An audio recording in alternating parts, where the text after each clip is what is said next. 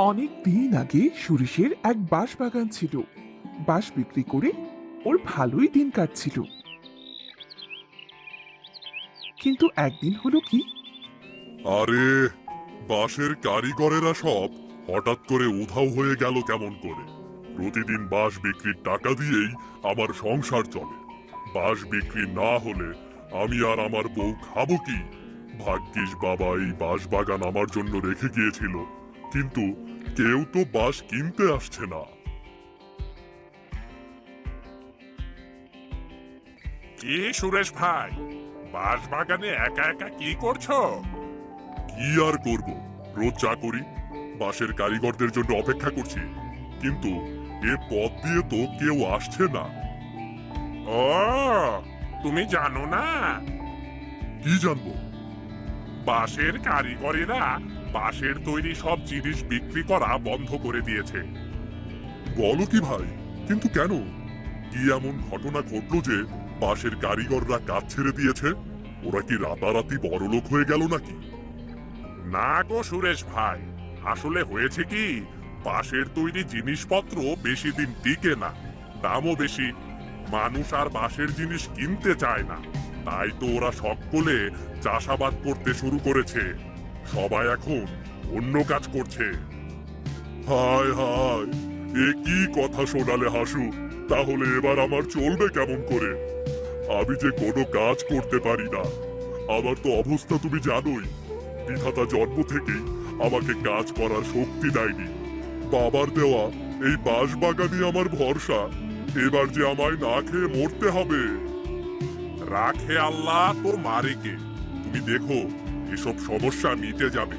আমি চলি গো, বড্ড দেরি হয়ে যাচ্ছে। তা ভাই হাসু, তুমি চললে কোথায়? আর বলো না ভাই, বউটার বেজায় জ্বর, তার ওপর কাশতে কাশতে মরে যাচ্ছে। কবিরাজের কাছে গিয়ে কটা দাওয়াই দিয়ে আসি। বউটা বললে তো আমি এতিম হয়ে যাব গো, ঘরটা ফাঁকা হয়ে যাবে। মানে কি হাসু? বউ মরলে কেউ এতিম হয় নাকি? সে তো বাপ মা মরলে হয় শুনেছি। আরে যা মনে হলো তাই বললাম, জানো না আমি হাসু ভাই, মনের কথা কইয়া যাই। চলি গো সুরেশ ভাই। লোকটার কি মাথা খারাপ হলো নাকি? কিন্তু আমি এখন কি করব? এখানে দাঁড়িয়ে থেকে তো কিচ্ছু হবে না। যাই, আমি বরং ঘরে যাই, দেখি বউটা আমার কি করছে। জোর খিদেও পেয়েছে।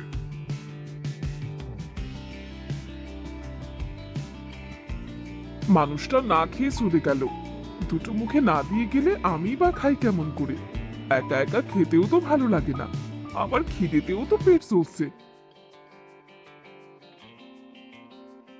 বউ, বউ, ও কি গো, ঘরে কি কোনো কাজ নেই? ভাত বেড়ে তুমি মাছি তাড়াচ্ছ? শোনো, কাজ ফেলে বসে থাকার লোক এই সুরেশের বউ নয় কো, বুঝলে? ছি ছি বউ, আমি হলাম ঘরের কর্তা, তোমার স্বামী। স্বামীর নাম উঠতে বসতে মুখে নিতে নেই। কিছু তো জানো না দেখছি। আমার শ্বশুর তবে কি তোমাকে কিছুই শেখায়নি? সেটা তো আমি বুঝতে পারছি। আমার শেখা নিয়ে তোমাকে এত ভাবতে হবে না তো। রাজদোপাট সামলে এলে তো। তা কি নিয়ে এলে দেখি? কি আর আনবো বউ, আমার হাতে যে ফুটো পয়সাও নেই। বাঁশ বিক্রি বন্ধ হয়ে গেছে। ও পাড়ার হাসু বলল কারিগরেরা নাকি আর বাঁশ দিয়ে কিছু বানাবে না। এবার আমাদের চলবে কেমন করে বউ? আচ্ছা, সেসব পরে দেখা যাবে। আগে দুটো মুখে দাও তো। এসো, এসো বসো এখানে। ইস, মাত্র নুন আর পেঁয়াজ লঙ্কা দিয়ে ভাত। এমন ভাত খাবো কেমন করে? একটু তরকারি নেই? না গো, বাঁশবাগানে যখন গেলে কিছু কচি বাঁশকরুল আনতে পারতে তো। বাঁশকরুলের তরকারি দিয়ে মজা করে ভাত খাওয়া যেত। তাহলে ভাত রেখে দাও, আমি বরং যাই, কটা বাঁশ কোরল খুঁজে নিয়ে আসি। এই ভর দুপুরে তুমি বাঁশবাগানে যাবে? তাতে কি আছে, আমি এই যাব আর আসবো।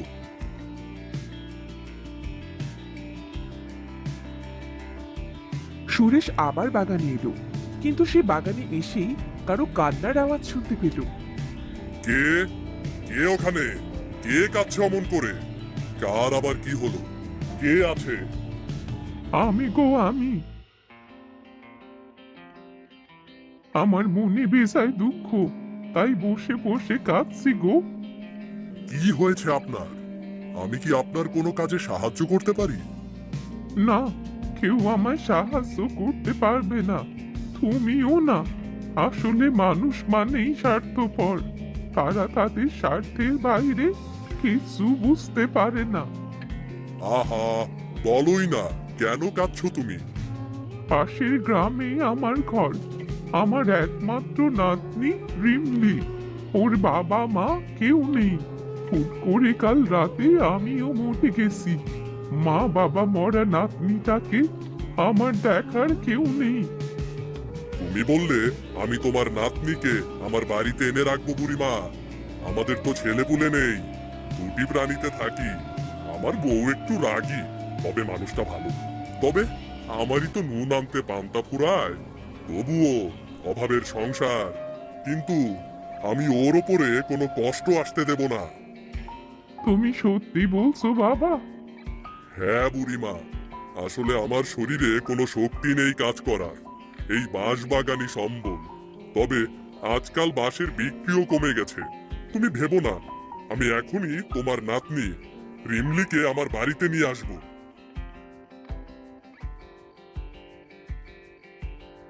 সেদিন সুরেশ রিমলিকে নিয়ে তার বাড়িতে আসে। ওগো, এ তুমি কাকে নিয়ে এলে? ও রিমলি বড্ড দুঃখী মেয়ে বউ, তাই ওকে নিয়ে এলাম।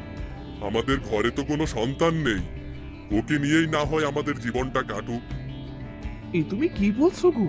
এক গাছের সাল আরেক গাছের লাগে নাকি কখনো? এতে তুমি কষ্ট পাবে। মা, ও মা, তুমি বাবাকে বকো না মা। আমি কোনো দিন মা বাবাকে দেখিনি। বাবা বলেছে বাবা আমার বাবা আর তুমি আমার মা। আমি চলে যাচ্ছি মা, তুমি বাবাকে বকো না। কি বললি তুই? তুই আমাকে মা বলে ডাকলি? আয় মা, কাছে আয়। আমাকে আরো অনেকবার মা বলে ডাক শোনাবি। মা, মা, মা, তুমি সত্যি আমার মা হবে? হ্যাঁ রে মেয়ে, আমি তোর মা। আয়, মুখটা কত শুকিয়ে গেছে। মুখ হাত ধুয়ে দুটো খেয়ে নিত দেখি। তবে হ্যাঁ, আর যদি কোনোদিনও চলে যাবার কথা বলিস, আমার সে খারাপ আর কেউ হবে না। হ্যাঁ মা, আর বলবো না। রিমলিকে নিয়ে বেশ হাসি খুশিতে সুরেশ ও তার বউয়ের দিন কাটছিল।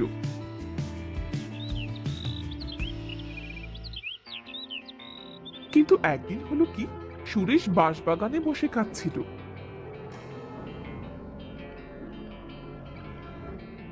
কি হয়েছে বাবা, তুমি কাঁদছো কেন?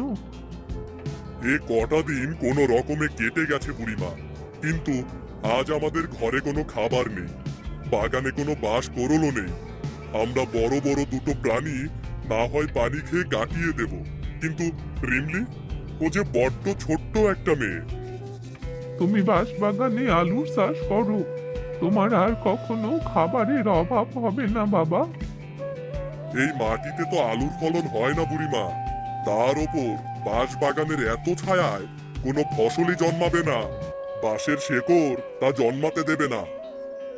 তুমি এসব নিয়ে ভেবো না, যা বলছি তাই করো, তাতেই তোমার মঙ্গল। আমি তো চাষ করতে জানি না। কোনো সমস্যা নেই, ওই যে দেখো দূরে একটা কোদাল আছে, তুমি ওটাতে হাত রাখলেই জমি তৈরি হয়ে যাবে। আর আলুর বীজ এনে লাগিয়ে দাও, তারপর দেখো কি হয়।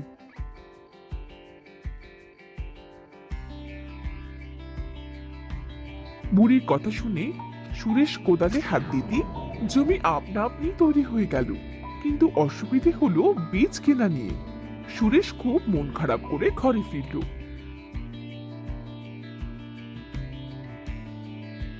ওগো, একটা বাসুসে বিক্রি করা হলো না, ঘরে যে একদানা চালও নেই। মেয়েটা যে খিদে পেটেই ঘুমিয়ে পড়লো। এই চুড়িটা নিয়ে যাও, এটা বিক্রি করে কিছু খাবার নিয়ে এসো। কিন্তু এটা তো তোমার খুব পছন্দের, এটা কেমন করে নেব আমি? মা আর স্ত্রী হলে মেয়েরা সব শখ দুপায়ে মারিয়ে দিতে পারে গো। তুমি যাও তো, দেরি করো না। সুরেশ খাবার আর আলুর বীজ নিয়ে বাড়ি ফিরে আসে। আলুর বীজ? আলুর বীজ দিয়ে কি করবে? বাঁশ বাগানে চাষ করব, তুমি খাবার তৈরি করো, আমি বীজগুলো পুঁতেই আসছি।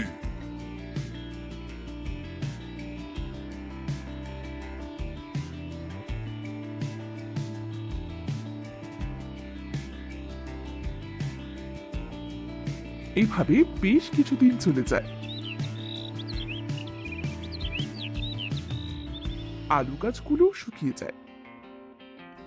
এত যত্ন করলাম, তবুও গাছগুলো শুকিয়ে গেল। হায় বিধাতা, এ তোমার কেমন বিচার? আমাদের দুঃখের দিন কি কখনোই শেষ হবে না? সুরেশ, তুমি কাঁদছো কেন বাবা? তোমার ক্ষেত থেকে আলু তুলে নাও, আর আলু তোলার পর জমি পরিষ্কার করে দিলেই আবারও আপনি আপনি আলু জন্ম নেবে। এভাবেই তোমার আর কোনো অভাব থাকবে না বাবা। ধন্যবাদ বুড়িমা, আপনি যা করলেন তা কেউ কখনো করে না কারো জন্য। আমার রিমলি তোমাদের সাথে সুখেই আছে, এতেই আমার শান্তি। যাও, সুখে দিন কাটাও। বিদায়। সুরেশ তার বাগানে আলু চাষ করে অনেক লাভবান হলো। সে অনেক আলু পেল, আর সব বিক্রি করে ও ধনী হয়ে গেল।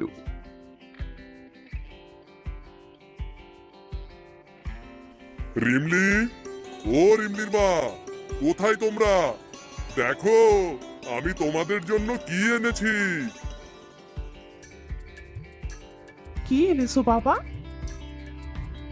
নে মা, এতে তোর জন্য নতুন জামা আছে। আর বউ, এতে তোমার জন্য কাপড় আছে। লাল টুকটুকে একটা শাড়ি এনেছি গো। আর এই নাও, এই যে তোমার চুড়ি। এটা না বিক্রি করে দিয়েছিলে? তাহলে ফেরত পেলে কেমন করে? এই চুড়ি বন্ধক রেখেছিলাম, এখন টাকা আছে তাই ছাড়িয়ে আনলাম। দাও গো, এবার দুটি খেতে দাও। হ্যাঁ, এসো, তোমার ক্ষেতের আলুর সাথে দেশি মুরগি দিয়ে ঝোল বাপনি মন ভরে খাবে। এসো। চলো বউ, আজ জমিয়ে খাবো। জমিয়ে খাবো আজকে। আরও মজার মজার কার্টুনের ভিডিও দেখতে আমাদের এই চ্যানেলটিকে সাবস্ক্রাইব করুন এবং পাশে থাকা বেল আইকনটি দাবিয়ে দিন।